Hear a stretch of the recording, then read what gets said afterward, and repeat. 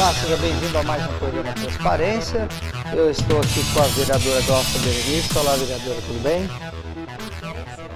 Nós temos uma convidada, gostaria que a senhora apresentasse. Nós vamos falar sobre a violência contra a mulher, é isso? Isso, um tema importante no mês de março. E eu convidei uma especialista na área, apesar de ser médica, mas é um dos grandes nomes de Ribeirão Preto na questão da violência em todos os sentidos, e hoje nós vamos estar falando, mas ela domina muito a área com relação à mulher. Apesar de ser uma médica, mas é alguém que se especializou, a doutora Elizabeth, muito carinhosamente conhecida por doutora Betinha, que trabalha em vigilância epidemiológica há muitos anos e sabe da importância de você ter um diagnóstico, você ter uma visão para ter as medidas, né, de enfrentamento, tanto preventivas como também de enfrentamento à violência.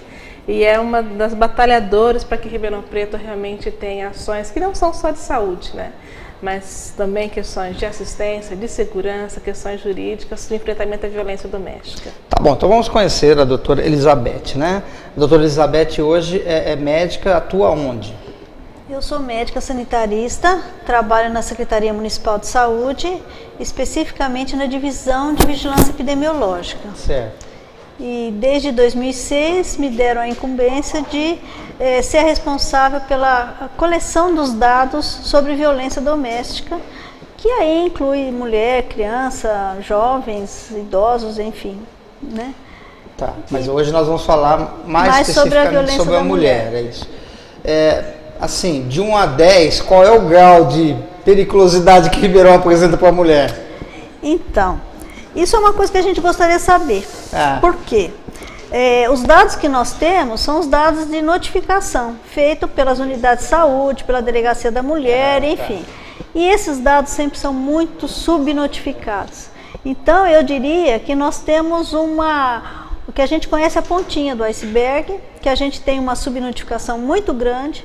Eu não sei se te dizer que o que eu tenho são 10% dos casos, 20, 30, mas eu tenho certeza que é um dado muito subestimado.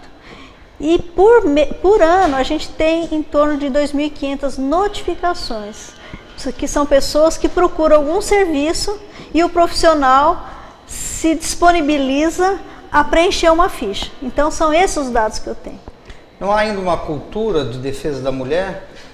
Há ainda aquela cultura machista de que mulher tem que ficar quieta mesmo e pronto? E, por exemplo, em briga de marido e mulher não se mete a colher? Ainda existe essa cultura? Existe e é muito forte.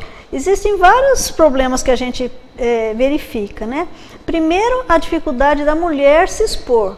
Então ela fica com medo de ir numa delegacia ou de chegar numa unidade de saúde e falar que foi vítima de uma agressão de um ente familiar muito querido, né? Então ela evita essa exposição, porque sabe que muitas vezes aquilo vai ser interpretado de uma forma inadequada. O profissional muitas vezes fica receoso de ficar investigando muito o que foi aquele machucado, né? Porque ele falou, o que eu vou fazer? Eu não vou me meter, briga de marido e mulher não se mete a colher, né? Outros por falta de informação, que existe entidades que podem ajudar aquela vítima. Então ele se isola, não procura saber exatamente o que aconteceu, aceita a versão que ela passou, que geralmente é a versão que ela caiu, ela se cortou, ela se machucou, mas não envolve o companheiro, ou o filho, ou o neto, né, para não se expor. E ele também fica sem procurar muito, porque ele não sabe lidar com a situação, né? E às vezes também ele acha que vai ver que ela fez alguma coisa mesmo, né? Às vezes ela mereceu, né? Então tem todo esse pré-julgamento que dificulta lidar com esses dados de uma forma mais clara. Essa questão de será que ele mereceu, depois nós vamos falar nisso, porque assim, tem mulher também que não é fácil, né? Porque assim, tem a Lei Maria da Penha para proteger a mulher, mas em alguns casos precisou proteger o homem, né? Não é só a mulher também, tem alguns homens também que acabam sendo... Aí a gente tem todo um código penal para proteger o homem, que historicamente protegeu o homem, né? Agora a mulher pode tipificar em lesão corporal, agressão, né? Agora a mulher, o que a gente lida com uma cultura machista, né, que já é histórica, né, já vem não é desse século, nem do século anterior, já vem, né, de uma formação muito equivocada, né, de que a mulher realmente ela é objeto, né, o homem ele é dono da vontade da mulher, dono do corpo da mulher, né, e da vontade, dos desejos e dos pensamentos da mulher. Então essa mentalidade machista, ela está em toda a trajetória da mulher. E aí você percebe que desde as leis até na formulação das políticas públicas, no atendimento, quando um profissional ele vai atender essa mulher vitimizada, ele traz, dentro da sua concepção, ele traz esses preconceitos que estão presentes na sociedade. Ele só vai repercutir aquilo que ele nasceu acreditando, cresceu acreditando que a mulher ela precisa ser subjugada, né? Que qualquer desvio, qualquer pensamento ou atitude que não condiz com o pensamento dominante do homem merece correção, né? Merece um método ajuste. Educativo. Então dá uns corretivos na mulher, muitas vezes para ele acha que está protegendo ela de algum, né, de algum mal feito que ela possa vir, né? Então, muitas vezes eles acham que é educativa mesmo. Mesmo a punição que ele dá para o filho que fez uma coisa errada, ele acha que ele pode aplicar na mulher. Tá, mas a doutora tocou num assunto que às vezes o profissional não tem informação, que existem casos de apoio e tudo mais. Mas existem mesmo? Vamos falar aqui de Ribeirão. Existem? Elas funcionam? A pessoa pode se socorrer a isso? Ou ainda está bem abaixo do que deveria ser? Como é que está? Nós estamos trabalhando, né, na implantação dessa rede, né? A rede de atendimento à mulher é algo novo, né? É uma lei nova, a Lei Maria da Penha, de 2006, então ela estabeleceu uma série, né, foi denominada, né, apelidada aí de Lei Maria da Penha, mas na verdade é uma lei que vem trazer uma série de normas de atendimento à mulher vítima de violência. E é novo, tudo que é novo no Brasil tem toda uma resistência para ser implantado e não dá para se fazer nada sem dinheiro, né? Com mais boa vontade que você tenha, você tem que ter recursos para isso, para implantar. Então os serviços eles estão sendo, né, colocados à disposição da população. Temos revisto esses serviços, né? Foi criada uma Coordenadoria da Mulher em Ribeirão Preto, que é um órgão de concepção legal, né? Uma lei foi aprovada aqui na Câmara, é um órgão que vai articular, ele fomenta a política pública, então ele articula a Secretaria da Saúde, Assistência, Educação, Segurança, Habitação, para que essa mulher ela possa ser atendida nas suas mais diversas necessidades.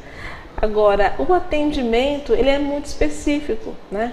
E hoje nós não temos um órgão que tenha uma equipe bem montada, uma equipe capacitada, qualificada, um lugar que seja acolhedor, que garanta o sigilo, que garanta a dignidade no atendimento dessa mulher. Então nós estamos trabalhando muito, né? E que eu falo que a doutora Bertinha, ela tem autoridade, né, profissional para falar sobre isso, porque é uma grande parceira do fórum, é uma grande batalhadora aqui na cidade de Ribeirão Preto para que, primeiro, que as mulheres rompam o silêncio, né? Falar da necessidade de procurar ajuda, de falar, né? E o profissional também entende que ele tem o dever profissional de notificar. Porque como que nós vamos saber, olha, Ribeirão tem um problema gravíssimo de violência doméstica se nós não temos os dados. E eu participei uma vez de uma conferência que a doutora Betinha apresentou os dados de violência em Ribeirão Preto. E eu fiquei assustada com aquilo que eu vi, né? Porque os índices, a gente tem no imaginário que o lugar perigoso é a rua. O lugar que mais oferece perigo, principalmente para a mulher, porque o homem sabe se defender, né? Sim. Mas o lugar mais perigoso para a mulher é a rua. Os dados apontam que não, o lugar mais perigoso para assustar é dentro de casa. Que a violência interpessoal, ela acontece mais dentro de casa, né? E como que a gente chegou a mostrar essa face da violência? Porque os dados chegaram até a vigilância epidemiológica, foi possível tabular esses dados e mostrar a cara da violência em Ribeirão Preto, a faixa etária, e outra, né, coisa, em que ocorre. Uma coisa importante, a gente fica achando que violência acontece só na periferia, na classe economicamente mais desfavorecida. E aí quando você começa a compilar esses dados, você percebe que é uma constante praticamente em todas as áreas, pessoas com nível universitário, tem pessoas, né, ricas. A violência ela chega. Ela, é claro que ela chega em menor número, por quê? Porque as pessoas se procuram às vezes um médico particular para não se expor, não vai numa delegacia para contar a história, ela vai sim, mas quando ela já está no limite dela. Mas até chegar nesse limite, ela evita se expor, né? Como todo mundo, só que aquelas pessoas que são mais conhecidas, elas se expõem menos. Mas a gente percebe que a violência ela permeia todo esse meio social, econômico, sabe, de um modo geral. A gente tem acompanhado aí nos últimos dias aquele atleta na África, né? É rico, é conhecido internacionalmente. Exatamente. Que matou a esposa. Exatamente. E a violência sexual, ela é mais difícil ainda de ser detectada. E ela existe. De vez em quando vem à tona um ou outro caso. Mas ela existe e ela existe de uma forma muito, assim, acentuada, está bem presente. Agora, quando a gente fala de violência, a gente já logo pensa numa pessoa ferida, né? Fisicamente e tal, violência sexual. Mas e a violência moral? É imensa. As mulheres sofrem muito com isso. Ela é tão grande ou maior. Primeiro porque a violência física ela não vem desacompanhada da violência psicológica. É impossível uma pessoa que foi agredida não ter um trauma, não ter um trauma, né, psicológico. Né? Então ela é muito presente. O que a gente percebe, porque desde 2006 que eu estou fazendo esse trabalho, a gente percebe que hoje as pessoas vão na delegacia por uma ameaça. Eles estão indo mais, entendeu? Elas estão falando, bom, pera lá, eu não vou esperar acontecer uma violência física para eu procurar. Então hoje ela procura talvez um pouco antes do que procurava. Ela já reconhece que aquilo é uma violência, né? Então isso é positivo. Mas a senhora acha que as mulheres estão procurando porque, como vocês dizem, reconhece que é uma violência, que não precisa passar por isso? Ou porque essas ferramentas que estão à disposição delas já estão funcionando? Então, tomara que a segunda hipótese seja a melhor, né? Mas hoje a gente tem algumas coisas, alguns encaminhamentos que a gente pode fazer, então eu acho que talvez ela fique sabendo que exista, né? E procure, né? Ou então também da gente fazer a propaganda e falar da Lei Maria da Penha, ela começa a perceber que alguns direitos dela estão sendo violados e que ela pode tomar algumas atitudes, né? E a violência, ela é cíclica, ela é crescente e ela é cíclica. Como a doutora Betinha falou, a violência física, né, ela começa muitas vezes com uma violência velada, a violência psicológica. Depreciar, né, a mulher. Isso. Então o companheiro está sempre fazendo piadinhas ou criticando, né? O primeiro ataque é na autoestima da mulher, né? Sim. E isso vai fragilizando a mulher, ela se torna uma presa muito fácil, né? E a violência moral, levantar calúnias. Olha, então você não pode sair, você não pode vestir tal roupa, você não pode estar em tal ambiente, ou vai numa festa, volta para casa. Tem certeza que você estava paquerando, você deu mole, né, na gíria que os homens falam. E essa mulher, ela fica ali massacrada, né, sofrendo calúnias muitas vezes, difamação. E é um crescente, né? Esse homem vai dominando essa mulher, calando, né, essa mulher, massacrando a emoção dessa mulher. A busca, e ela muitas vezes se sente humilhada, com vergonha de pedir ajuda, com vergonha de falar com seus amigos, com seus pais, com suas amigas de trabalho, porque ela sente o preconceito. O preconceito é muito presente na sociedade. Se ela mereceu, ela buscou, né? Então ela tem dificuldade de pedir ajuda. Agora, com os casos, eles estão, infelizmente, ontem eu vi na televisão 2 mortes na Europa com mulheres brasileiras, né? Uma na Espanha e outra na Itália. Uma foi morta pelo companheiro espanhol, brasileira, morando na Espanha há 8 anos, e uma outra brasileira casada com um brasileiro na Itália. E o que a gente vê que é muito frequente. E quando os casos estão acontecendo muito, né? E quando começa a destrinchar e falar, você vai ver que essa mulher relata, os companheiros relatam que já viam uma história de abuso emocional, né? E hoje a mulher ela consegue identificar que ela não precisa ficar submetida a esse abuso emocional, que é uma violência que ela tem proteção na lei, né? Muitas vezes a mulher ela passava por privações, mas não podia sair para trabalhar, porque o companheiro não deixava, queimava os seus documentos, sumia com a sua carteira de trabalho, né? Hoje é uma violência patrimonial, né? O homem que ele se apropria dos documentos para que essa mulher não tenha acesso ao mercado de trabalho, procure emprego, ou que se apropria dos bens dessa mulher, tem uma tipificação, é violência patrimonial. Então são várias situações, né, que a lei hoje ela cobre. E essa mulher está sendo ensinada que realmente é uma situação de violência e que ela pode pedir ajuda, ela pode recorrer à justiça para ter seu direito garantido. A gente fica às vezes meio assim surpreso em saber que na era que nós estamos, a tecnologia tão avançada e tudo mais, ainda tem homens que agem assim, homens que querem matar a esposa, a companheira, porque não quer mais ser esposa, porque já sofreu muito. É incompreensível, o ser humano é muito estranho, né? A gente fica assim, como pode isso? Agora, desculpe, mas participando de um fórum lá em Brasília, as representantes das mulheres reclamaram da mídia. Doutora e vereadora, a mídia, principalmente essas propagandas de cerveja aí, não ficam colocando a mulher muito lá embaixo? Como objeto mesmo, como alguém... sei lá, às vezes eu penso que esses produtores acham que a gente é estúpido, né? Porque eles fazem uns comerciais muito esquisitos, né? Eu acho até que já melhorou, né? Hoje tem gente mais atenta a isso, né? Mas, de fato, isso é a exploração sexual, o turismo sexual, que o Brasil mesmo exportou essa imagem da mulher objeto. Não, mas agora o Brasil está com um comercial lá fora, onde só mostra as mulheres nuas. Então, eu ouvi dizer que a Nike foi suspensa. Fez um logotipo para a Copa. Houve um protesto generalizado. Ou a Nike ou a Adidas. Uma das duas grandes, né?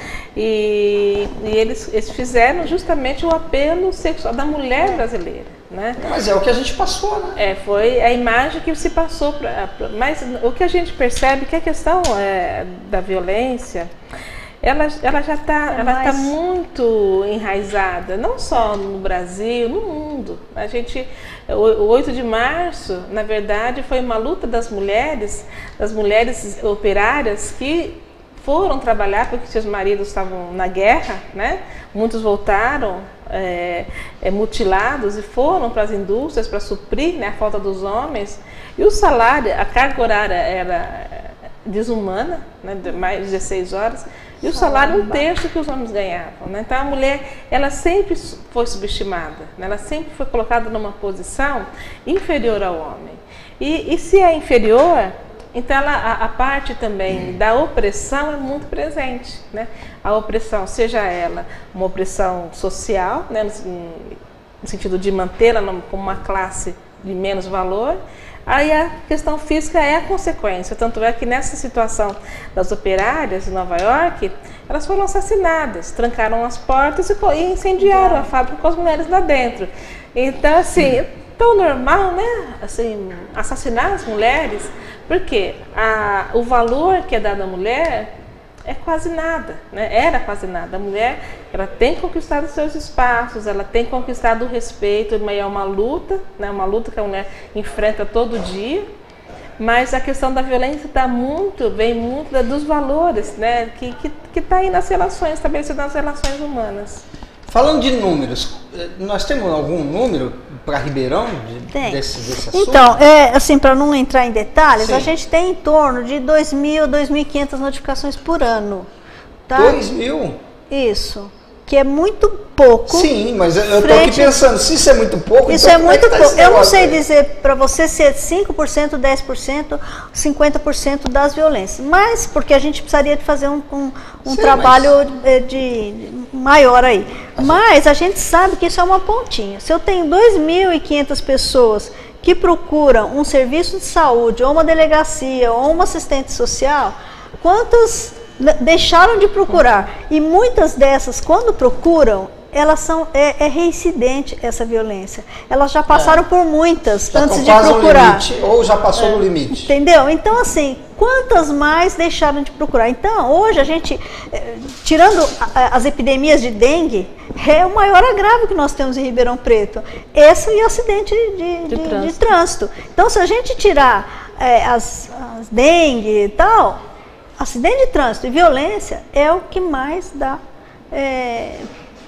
Bom, então atendimento da saúde. Merece uma atenção então especial, isso, exatamente, isso é um problema de saúde pública. Já avançamos porque hoje o Ministério da Saúde reconhece isso como um agravo à saúde pública. E porque essas mulheres acabam indo em alguma unidade, em algum hospital, em algum momento elas vão para a saúde, para a psiquiatria ou para o pronto atendimento, mas elas vão. Então, hoje passou-se a dedicar um pouco mais de atenção a essas causas, né?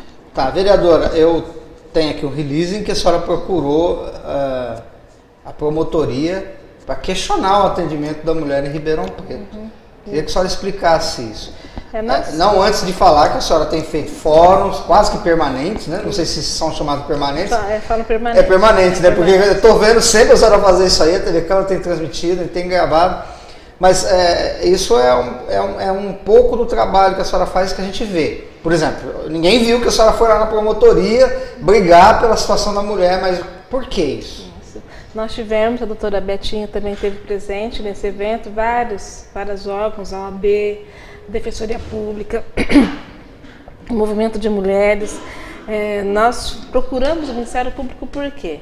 Ribeirão é um município polo, que foi escolhido pelo Ministério, né, das Mulheres, que é a Secretaria de Política para as Mulheres, o Ministério de Brasília, que trata das mulheres como município polo, aqui na região de Ribeirão Preto, para fazer o enfrentamento. E sendo município polo, ele poderia receber uma série de recursos, apresentar os projetos e receber recursos para implantar essas ações, esses serviços, que vão desde o equipamento lá para a delegacia da mulher, né, para atender bem, uma viatura, um computador, adequar uma sala para atender melhor as mulheres enquanto elas estão esperando, né, a confecção do BO, até um centro de referência, onde essa mulher ela vai ser atendida por uma equipe multidisciplinar, psicólogo, assistente social, um advogado, para dar o encaminhamento nas suas questões. E, infelizmente, Ribeirão, ele perdeu esse recurso, né? Ele apresentou o projeto e depois ele não deu continuidade, nós perdemos esse recurso, né? Ou seja, não deram muita importância. Perdemos. E depois nós abriu um outro edital e Ribeirão não apresentou o projeto em 2012, né? Ribeirão perdeu o prazo, não apresentou o projeto novamente. E no orçamento municipal, quanto o Ribeirão tem destinado para a questão da violência? Escrito lá no orçamento municipal, na lei que é aprovada aqui na Câmara, R$70 mil por ano. Então, R$70 mil ano. Então, para nós, isso não dá para fazer política pública. Não é assim que a gente entende. E a exemplo de outros municípios, a semana passada nós tivemos aqui compartilhando a experiência de Rio Preto, né, que também é uma cidade polo. Né? A exemplo de Ribeirão Preto, Rio Preto também é um município polo. E em Rio Preto, eles conseguiram colocar todas as ações em prática. Né? Eles conseguiram equipar os serviços, montar os serviços com atendimento diferenciado. Então lá eles têm um centro de referência de atendimento à mulher, que tem um local específico, pronto já, equiparado para isso. Eles têm uma casa-abrigo, eles têm uma casa de passagem, onde as mulheres, a casa-abrigo, eles mudam de endereço de 2 em 2 anos, né, para garantir o sigilo da localização. Tem uma casa que é de passagem, a mulher pode ficar até 15 dias, que é uma dificuldade que nós temos aqui em Ribeirão Preto, né? A mulher tem que ir para o CETREM, né, que é um centro de imigrantes para moradores. Hoje a mulher tem que ir para o CETREM? Nesses atendimentos rápidos, sim. Não, é brincadeira que você está falando. Porque assim, eu não sabia. Mas o CETREM, para uma pessoa que já está vitimizada, vai para o CETREM? Infelizmente. Né? Então, são essas discussões que nós temos feito aqui em Ribeirão Preto. Infelizmente, os avanços são muito poucos. Não, eu não consideraria nem avanço, porque ir para o CETREM, para mim, não é avanço. Nós já não desmerecendo o CETREM, que é para outra coisa. Outra destinação. O pessoal trabalha lá, tudo bem, mas é outra coisa. Uma mulher vitimizada, com seus filhos. Frágil. Né?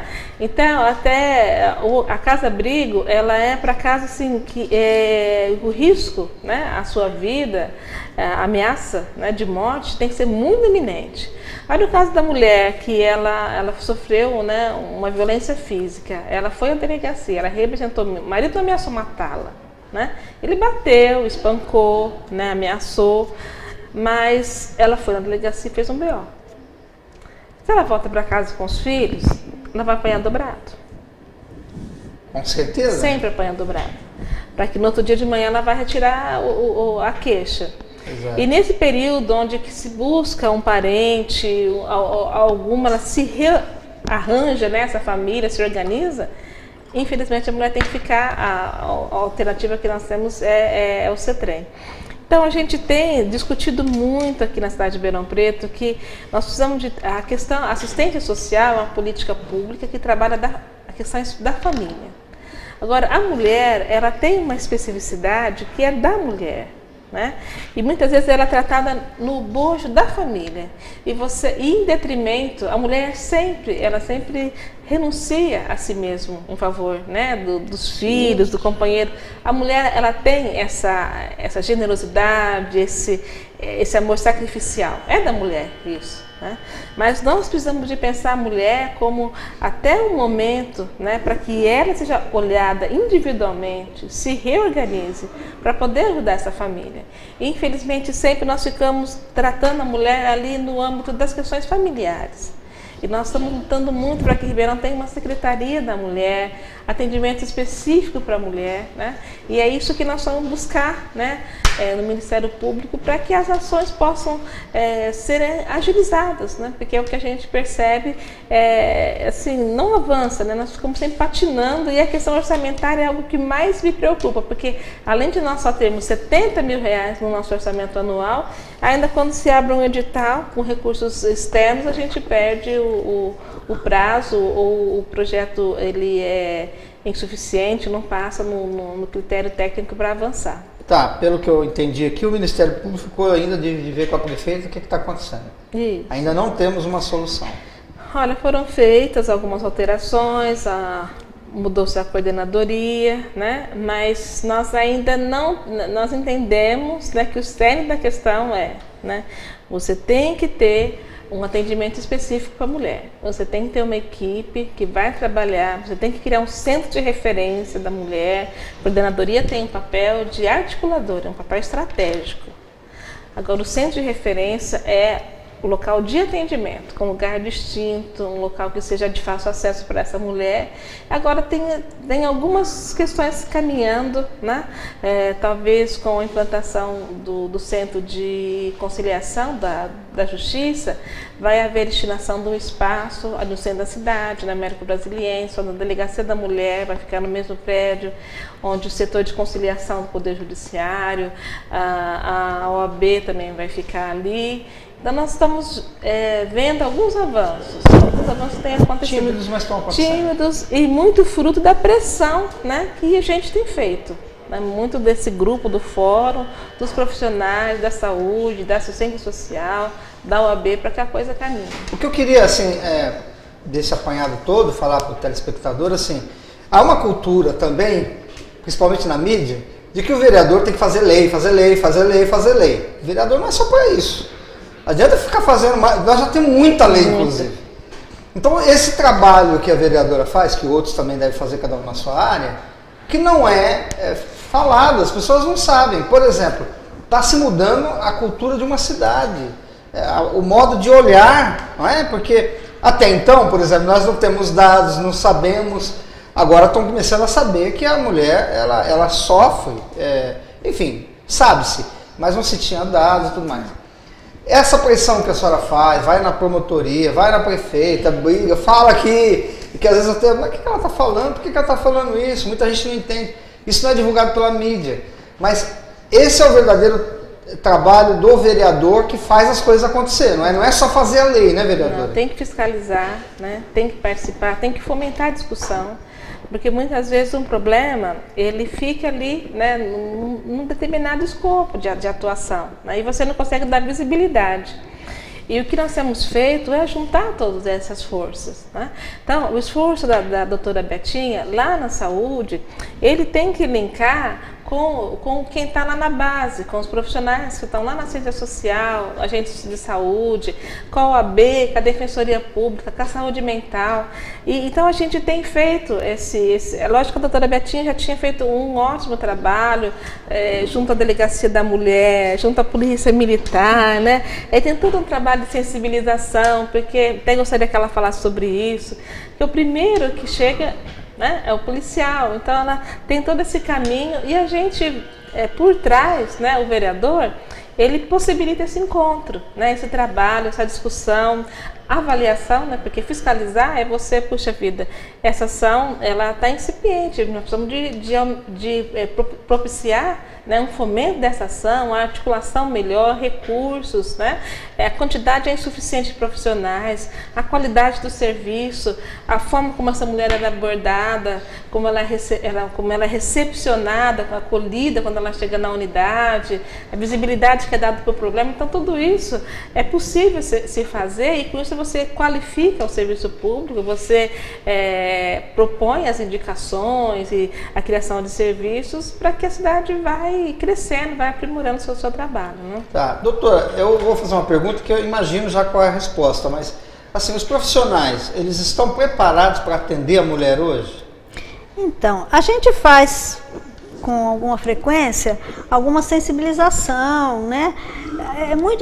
Eu diria que sim, que a gente, comunitário de saúde, enfermagem e tal, eles estão mais sensibilizados. O profissional é difícil você tirar do trabalho deles para fazer um fórum tal. Quando a gente faz, a gente vê que vão poucos, né?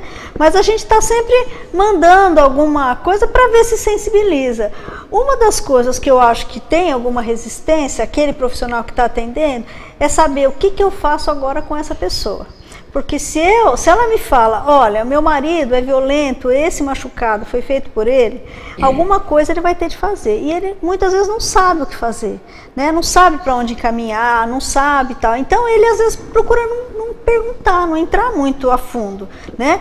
Outros não têm a sensibilidade. Ela chega com a história que ela se cortou com uma faca porque ela estava na cozinha e ele, mesmo que ache estranho, não entra a fundo, porque ele tem uma insegurança, né? Então, uma das coisas que eu sempre brigo, né, a Glaucia sabe disso, é ter um fluxo de encaminhamento claro, né? Então, muitas vezes, eu oriento assim, olha, mulher vítima de violência, encaminha para a coordenadoria, já que a gente não tem um centro de referência. Encaminhe, porque na cabeça do profissional que está lá na ponta, ele não pode ter um fluxo muito complexo, porque ele não vai saber, bom, isso aqui é para quem? Para a defensoria, esse é para... Não, encaminhe tudo para a coordenadoria. Para dar um pouco de segurança para ele, para que ele, no mais leve suspeita, né, que ele caminhe para a coordenadoria. Eu vi uma cena, porque assim, não condenando o policial, porque eu acho que o problema é esse. Na TV, um policial chega e ele já começa a fazer perguntas, porque ele já sabe que a mulher apanhou do marido. E ele só tem que fazer BO. Mas a mulher não foi do marido, não vai dizer que vai fazer BO. Ela diz, não, que eu não vou fazer. Aí ele chama ele em particular e fala, se a senhora fizer um BO e tal. Não, mas eu não vou fazer. É nítido que ela está com medo. Lógico. E o policial fica, o que eu vou fazer? Se a senhora não fizer o BO, eu não posso fazer nada. É a mesma história. O pessoal da polícia, quando a gente esteve em contato com eles também querem um fluxo claro. Então, essa situação é porque o policial, ele não tem o que fazer. Ele não sabe aonde encaminhar. Ele fala assim, eu quero um telefone para eu ligar e falar assim, olha, eu tô com uma pessoa assim, eu levo ela para onde? Ela não pode ficar aqui. Social, vem alguém aqui, exatamente. Porque não é casa de polícia. Eles querem ter uma coisa clara, né? Então a gente precisa construir isso. Esse fluxo, né? Essa coisa que precisa ser simples e acessível a todos os profissionais que estão na linha de frente. Então o policial fala para mim assim, mas eu ligo para onde? A gente passa vários telefones para eles, tem plantão da assistência social, a gente... Olha, porque ele fala, o meu problema é falar assim, olha, essa mulher, ela está aqui, eu vou levar ela para a delegacia, ela faz o boletim de ocorrência e depois ela volta para casa, né? Ou então ela faz assim, ó, tudo bem, o senhor não faz mais isso com ela? Não. Então tá bom, tá, vira as costas, começa tudo outra vez. Então, os policiais também sentem falta disso, sabe? Da gente saber, olha, eu tô com uma pessoa assim, eu encaminho para onde? Para ser trem? Não, eu encaminho para onde? Quem que vem? Eu preciso de uma assistente social. A gente passa os telefones, temos alguns, né? Mas eles têm essa insegurança também. Então, é uma das coisas. E por que eu faço isso? Porque meu trabalho, na realidade, é coletar dados. Mas não dá para coletar dados se a vítima não está sendo assistida, entendeu? O que me adianta ter dados sabendo que esse dado... Não interferir na realidade, né? Então, o problema parece que está por exemplo, o policial não pode fazer nada porque não tem onde encaminhar. O profissional da saúde também fica meio assim... Não é que não tem, até tem algumas coisas, eu não posso dizer que, né? Mas elas não... Isso mesmo, não tem um fluxo claro, entendeu? Desculpe, mas assim, encaminhar para o CETREM, para mim, não é encaminhar, me desculpe. Não, de fato. Eu nem sou mulher, hein?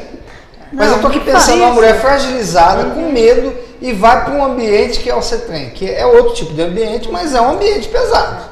Ainda que se diga que tem assim, ainda que se diga assim, não, tem um local separado, um quarto separado, não é um local. Não é, gente. Não, agora, o grande assim, às vezes as pessoas falam, já vi muitas vezes assim, vereadora assim, você nunca está satisfeita, né? Alguns vereadores da base, você nunca está satisfeita, você nunca tem nada de bom para falar. Não é isso, é porque nós temos um olhar, né, da necessidade, né? Você milita numa área, você vê a necessidade, e você vê tanta fragilidade no atendimento, né? Você vê a coisa tão truncada e a falta de comunicação, às vezes é só uma criatividade para fazer a coisa. Às vezes não, só criatividade e boa vontade não adianta, não adianta ter um bom profissional compromissado ali, se você não tem estrutura de atendimento, se você não tem para onde encaminhar. Então, hoje nós temos já municípios que são referências, nós temos a política nacional de um pacto de enfrentamento à violência do Estado de São Paulo, nacional, Ribeirão Preto é signatário desse pacto. Então, o que nós precisamos de fazer? Nós precisamos de fazer a coisa acontecer. Nós precisamos de que sejam todos os atores, né? Porque o policial também que faz atendimento, ele fica sensibilizado, ele sabe, porque aquela família, ele volta 3, 4 vezes, exato, às vezes no final de semana. E às vezes quando volta lá já aconteceu um desastre. Né? O vizinho liga, sabe? Ele já conhece, mas ele não sabe, ou o que é pior, né? Ele não acredita. Eu ia falar isso, às vezes até sabe, mas não acredita. Mas não acredita. Por exemplo, se eu sou policial nessa hora, eu ia falar assim, mas eu vou encaminhar ela para onde? Então, nós precisamos de fazer com que o serviço público ele tenha credibilidade. Que as pessoas saibam assim, não, se eu ligar nesse telefone, vai ter uma orientação, vou ser bem orientada, eu vou acionar um serviço e eu vou ter resposta. Nós precisamos de fazer com que isso aconteça em Ribeirão Preto, né? E em vários municípios. Estou falando da cidade onde eu sou vereadora. Sim, né? Agora, o que nós temos, até do profissional, que às vezes tem medo. E falei, vou me expor. Ele não sabe que a notificação, ele não vai precisar um dia lá, diante do juiz, do delegado, prestar conta, confirmar o testemunho dele. Não tem uma notificação para dados epidemiológicos. Olha, o segundo maior agrava a saúde, tirando a dengue. Terceiro, né, acidente de trânsito. A violência, meu Deus, a gente esse ano a dengue, por exemplo, está controlada. Então nós estamos ganhando de lavada. Então a gente tem que ligar todos os alertas, né? Tanto a segurança, né? A questão da segurança, a questão da assistência, da saúde. É engraçado que quando eu trabalho com meningite também, se tem um óbito de meningite, a imprensa inteira vem me entrevistar. Agora morre muita gente, acidente de trânsito e violência. É como se nada tivesse acontecido, entendeu? Quando muito sai numa manchetezinha, sai uma noticiazinha em algum rodapé de jornal. Agora, então a gente mata-se muito mais por violência e muito mais por acidente de trânsito. E nós estamos... E é isso que a gente tem tentado demonstrar, que são mortes que serão evitáveis. Evitáveis, né? São mortes, pessoas que poderiam estar aqui, né? E por uma questão de falta, né, de planejamento nosso, falta de articulação, falta de estrutura, infelizmente essas pessoas, elas são mutiladas, são vidas que são interrompidas, por conta de uma falta de política pública que vai dar resposta a isso, seja na questão do trânsito, seja na questão da segurança. Hoje, o que a mulher que está sofrendo esses abusos ela deve fazer? Ainda que não seja o ideal, ainda que seja um paliativo, mas a pessoa que está nos assistindo agora fala, nossa, eu estou sofrendo, eu estou passando por esse problema. O que ela deve fazer? Ficar quietinha? Não, ela deve romper o silêncio. Chorar? O que ela vai fazer? Não, ela tem que romper o silêncio. Daí na minha igreja, não, se for, eu vou mandar alguém fazer alguma coisa. Porque às vezes a mulher, né, a gente precisa de dizer o papel da mulher, né? A mulher, ela tem características muito peculiares. A mulher, ela é agregadora, né? Ela é salvadora, né? Então, assim, ela sabe que o rapaz, ele é alcoólatra, né? Um pouco possessivo, mas eu vou consertar. Eu vou dar um jeito nele, vai parar de beber, vou mudar ele, né? Então ela tem assim, né? Ela gera vida, né? Então ela tem essa capacidade, consegue, mas a gente... E quando ela não consegue, o sentimento de frustração, de fracasso, de vergonha é muito grande, né? E ela já se sente condenada pela sociedade. Agora, nós precisamos de fazer essa mulher lembrar que ela tem um local onde ela pode receber ajuda. Né? Ela precisa de romper o silêncio, ela precisa de buscar ajuda. Então, qualquer mulher, né, ela pode ir lá na igreja, né, pedir a Deus, tudo, mas ela também tem que procurar os seus direitos. Né? O telefone é 161. Liga 161, é o Fale Assistência Social. Ela vai ligar 24 horas. Pode ser de madrugada, 161. 161. Eu estou sendo vítima de violência agora, nesse momento. Ele está aqui com uma faca, eu corri, estou no orelhão porque eu estou fugindo dele. O atendente vai dar uma orientação. Ela não está numa situação dessa, na verdade ela sofre já uma violência continuada, mas ela, né, despertou para aquilo. Não, eu preciso de sair dessa situação. Não estou sofrendo ameaça agora, mas eu venho sofrendo ameaça física, tenho sido espancada, não estou com hematoma hoje, mas eu venho sofrendo. Então ela pode ligar 161, ela vai ser orientada. Então ela tem que romper o silêncio, ela precisa de tomar uma atitude para romper o silêncio. 161. 161 é o Fale Assistência. Funciona mesmo? Funciona. Esperamos que funcione. Funciona. O atendente, a pessoa vai atender da assistência social, ele vai orientar. Agora, se essa orientação, se ela não for satisfatória, né, ela pode procurar a Defensoria Pública, né, a coordenadoria da mulher. Só fazer o boletim de ocorrência também, a gente precisa, né, deixar claro que se ela fizer o boletim de ocorrência e não fizer mais nada, aquilo vai ficar registrado só, né? Então, ela precisa, às vezes, de uma orientação mais do que isso. É importante registrar, mas mais do que isso, ela precisa, às vezes, de um defensor público e a coordenadoria pode encaminhá-la, né? Então, ela precisa procurar os recursos que a cidade tem para oferecer. Nós não temos muito, mas nós temos alguma coisa. Agora, a questão, a gente falou muito da cultura, e a questão ligada à religião, também não atrapalha um pouco? Porque, assim... Eu vou falar porque eu convivo no meio, mas eu vejo muita gente sendo aconselhada, não faz isso, não faz isso, busca por outro lado. Tudo bem, eu sou uma pessoa que acha que a fé muda muito, um posicionamento diante de Deus, tá tudo bem. Mas os pastores e padres, e seja lá líderes religiosos, também não tem que ser um pouquinho mais... Eles precisam Eles não têm que participar dos fóruns que a senhora faz, não? Tem que participar dos fóruns, entender, né, que a violência ela é gradual, né? Ela tem um crescente e que se essa mulher, se ela não for ajudada, né, ela pode vir a se tornar uma vítima fatal. Né? Não tem caso que tem que mesmo separar, ficar fora, porque senão vai morrer a mulher? Nós temos aqui em Ribeirão Preto, por exemplo, um serviço de reabilitação do agressor, né? Muitas vezes esse homem, ele vai repetir uma história de vida da sua infância. Ele cresceu no meio violento, Sim. A forma de resolver os conflitos através da violência. Então nós temos aqui em Ribeirão Preto, que é mantido até por uma ONG religiosa, mas que entende que precisa de quebrar esse ciclo de violência, que precisa de educar esse novo homem, né, para uma nova forma de relacionar. Agora, muita questão da violência é uma distorção, até de um princípio bíblico, que fala que a mulher deve ser submissa ao marido, né? Então e por causa disso não tem muita gente, não vou dizer acobertando, mas concordando com essa situação. Concordando, dizendo, você não pode, chega para a mulher e fala assim, o casamento você não pode fazer isso, você tem que ser sábia. É um sacramento. E dentro desse contexto religioso, obriga a mulher a ficar debaixo de uma servidão da qual Deus não tem nada a ver com isso. É verdade. Quer dizer, essa é a minha... Não, existem muitos equívocos, né? Eu, quando era conselheira tutelar, eu presenciei muitas situações de famílias, né, religiosas e que usavam o disciplinamento físico, né, de forma exagerada, totalmente equivocada, baseada em valores religiosos, né? Versículos isolados. E aí você precisa de falar, não, mas eu acho que Deus está muito longe disso, né? Deus está desaprovando a sua atitude, totalmente. Isso existe em todas as religiões, estou falando de uma e de outra, não, todas, porque né? É uma distorção, né?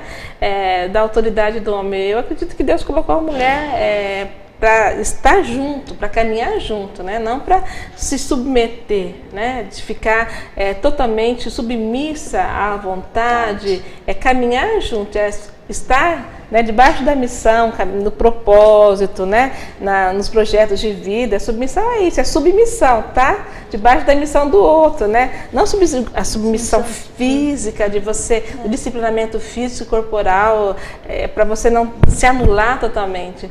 E às vezes fica essa ideia, né, na mente, no imaginário, e não consegue ajudar essa mulher, que na verdade ela precisa de um apoio para sair de uma situação de escravidão, muitas vezes, né, uma situação de liberdade, de dignidade, que eu acho que é isso que toda a religião prega, né? É isso aí.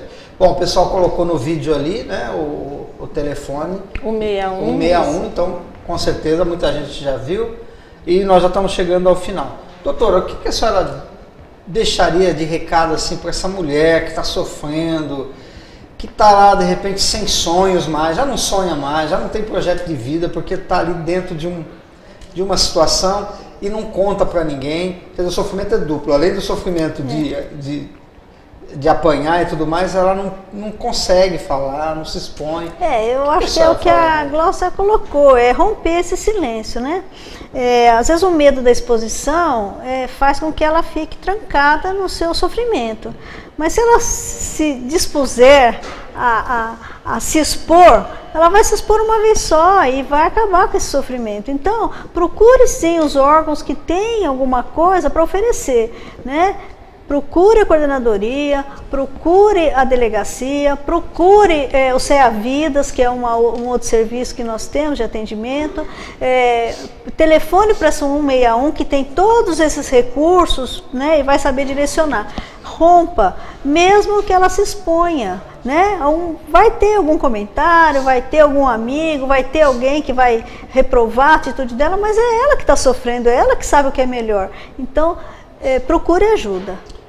Se os amigos pagarem a conta dela, pelo menos, ajuda, né? Então. Senão, né? E a vereadora, o que falaria para a mulher, a senhora que também representa as mulheres aqui na Câmara, principalmente essa mulher sofrida aí, que às vezes está assistindo o programa para ver se encontra alguma coisa aí para mudar a situação dela. O que a senhora diria? Olha, nós temos só uma vida para viver, é só essa vida aqui. E nós precisamos de aprender, né, a vencer esses obstáculos que às vezes a gente, involuntariamente, a gente encontra na nossa vida. Mas não é o fim, não pode ser o fim. Existem recursos para isso, pequenos recursos, mas existem, né?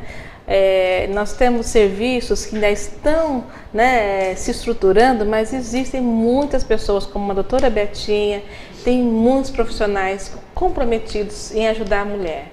Rompa o silêncio. A vergonha, ela só atrasa a sua ajuda, o seu socorro. Tem uma luz, eu acredito sempre nisso, tem uma luz no fim do túnel, tem uma possibilidade, né, de retomada, né, da sua vida, dos seus projetos. Eu conheço inúmeras mulheres que saíram dessa situação, né, de uma vida de violência, né, de falta de respeito à sua dignidade física, emocional, moral, e hoje estão aí, né, com sua vida tão inteiras, mulheres que são inteiras, né, refeitas e cuidando tendo outros projetos de vida. Então é possível, né, não se acredite, né, muitas vezes nessa situação que é imposta, de impossibilidade, né, de uma situação que é para sempre, que não é para sempre, né? É uma passagem que você pode ir para o outro lado, você pode romper e ir para o outro lado se você romper o silêncio, né? Se você Depende dessa pessoa, né? Buscar essa ajuda. Então liga 161, nós acreditamos no serviço, sabemos que com todas as dificuldades, mas tem profissionais comprometidos e competentes para ajudar. Ok, nosso programa terminou, nós até passamos, mas estava um assunto muito bom. Quero agradecer a senhora, viu? Mais uma vez estar aqui. Obrigada. Muito obrigado, doutora. Eu que agradeço. E para você que está nos assistindo, eu diria o seguinte: além do 61 aí, se você precisar, procura a doutora Elizabeth, tenho certeza que ela vai te atender. E a vereadora também, Glaucia, mas não viva uma vida assim não. Procura se libertar, né? Falando de igreja e tudo mais, os pastores, os padres, sei lá, aqueles que organizam as mesquitas, seja lá o que for, nós não podemos mais conviver com esse tipo de atitude e se escondendo atrás de uma religião. Jesus veio para libertar, né? As religiões, todas elas fazem algum trabalho no sentido de harmonia, de trazer paz e felicidade. Uma mulher que está debaixo de um jugo desse, ela não pode ser feliz.